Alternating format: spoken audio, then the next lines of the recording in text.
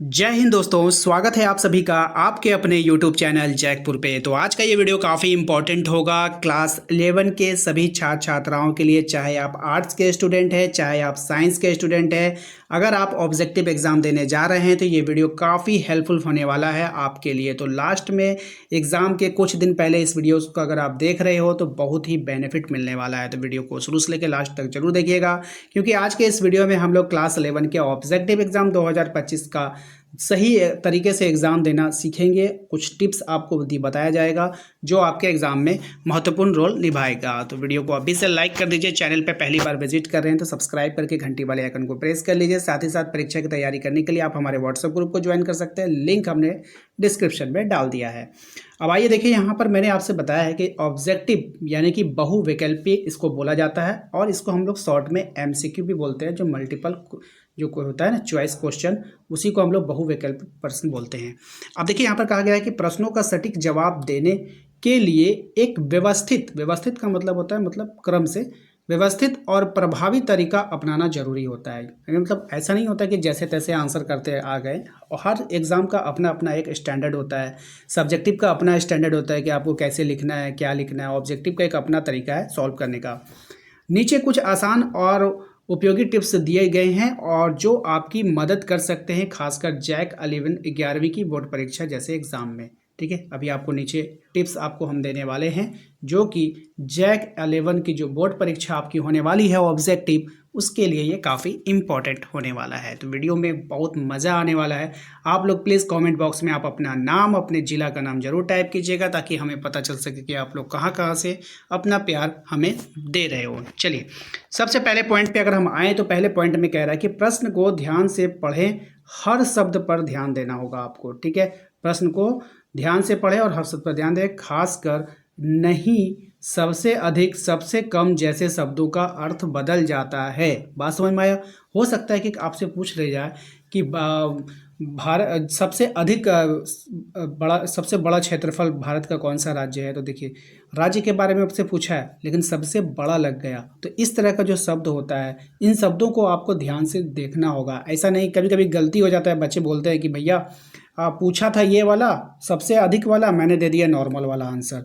तो ऐसा भी आपको वहाँ पे नहीं किया जाता है, तो नहीं करना है। तो प्रश्न का मतलब जो है आपको समझना होगा। जल्दबाजी में जवाब को नहीं चुनना है, यानी कि जल्दबाजी नहीं करना है जवाब को देने के वक्त। ठीक है, दूसरा पॉइंट देखिए, दूसरे पॉइंट में मैं बता रहा हूँ आपको कि विकल्पों को समझें। ठीक है ना, विकल्पों को समझें, सभी विकल्पों को शुरू से अंत तक पढ़ें। विकल्प का मतलब होता है ऑप्शन। जैसे यहाँ पे क्वेश्चन होगा तो यहाँ पे आपको A, B, C और D करके जो है ऑप्शन रहेगा, 4 ऑप्शन। उसको जो है आप लोगों को ध्यान से समझना होगा। ठीक है, तो विकल्प को शुरू से लेकर अंत तक पढ़ना है। चारों ऑप्शन को आपको पढ़ना ही पढ़ना है। ओवर कॉन्फिडेंस में कभी कभी क्या करते हैं बच्चे, एक ऑप्शन को देखते हैं और आंसर कर देते हैं, बाद में पता चलता है कि ये तो गलत हो गया। तो ऐसा नहीं करना है। कई बार दो विकल्प लगभग एक जैसे लगते हैं। ऐसा देखा गया है कि दो ऑप्शन कभी कभी आपको एक जैसे देखने को मिलेगा, तो ऐसा आपको घबरा करके भी नहीं करना है।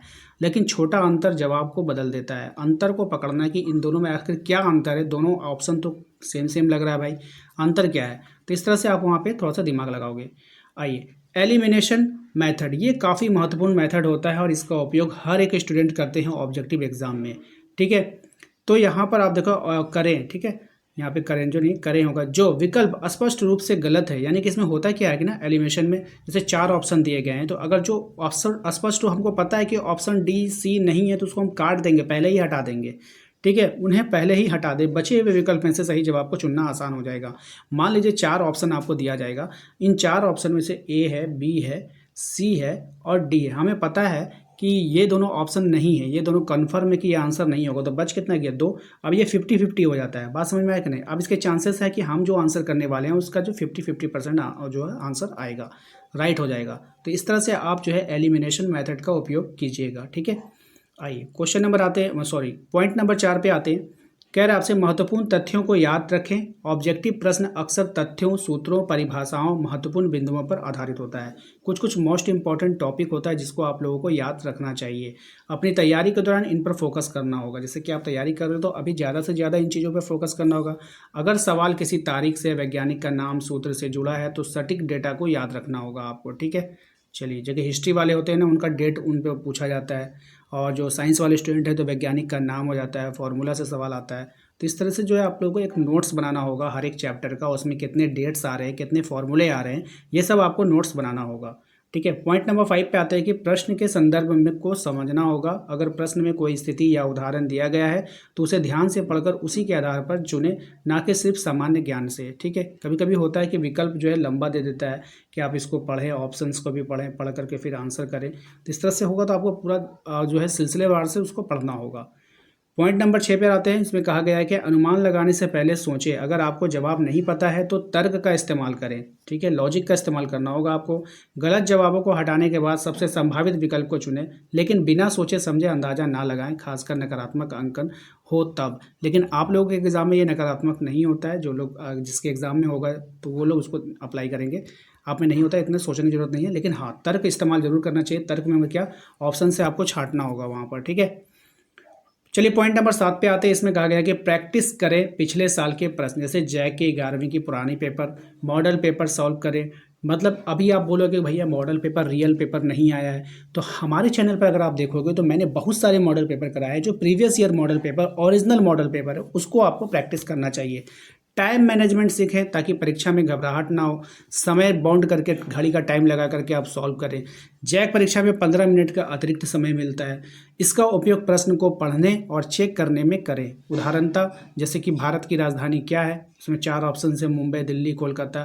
तो चेन्नई देने का तरीका, चेन्नई जो है जवाब, यहाँ पे चेन्नई ऑप्शन है, ये नीचे टाइप होना चाहिए, ऊपर हो गया। ठीक है। आपके जो जवाब देने का जो तरीका है, आप जानते हैं कि भारत की राजधानी दिल्ली है। विकल्पों में देखें, बी जो है दिल्ली सही होगा, बाकी बिल्कुल बड़े शहर है लेकिन राजधानी नहीं है। तो ये तो आपको समझाया गया है। ठीक है, तो इस बात का ध्यान रखिएगा। जैक 11वीं की परीक्षा के लिए खास टिप्स है कि चूंकि परीक्षा का तिथि अभी नहीं आया है, ठीक है, परीक्षा की तिथि अभी नहीं आया, परीक्षा जो है एमसीक्यू आधारित होगी। रोजाना 50 से 100 ऑब्जेक्टिव प्रश्नों की प्रैक्टिस करें, यानी कि कम से कम 50 और 100 तो आपको करना ही चाहिए। ठीक है, ये आपको करना चाहिए। अपने कमजोर विषयों जैसे गणित के सूत्र, विज्ञान के तथ्य, इतिहास की तिथि पर ज़्यादा ध्यान दें। अगर आपके पास कोई विशिष्ट विषय या सवाल है जिसके लिए आप टिप्स पाना चाहते हैं तो हमें कमेंट में बताएं, मैं विस्तार से आपकी मदद करूंगा।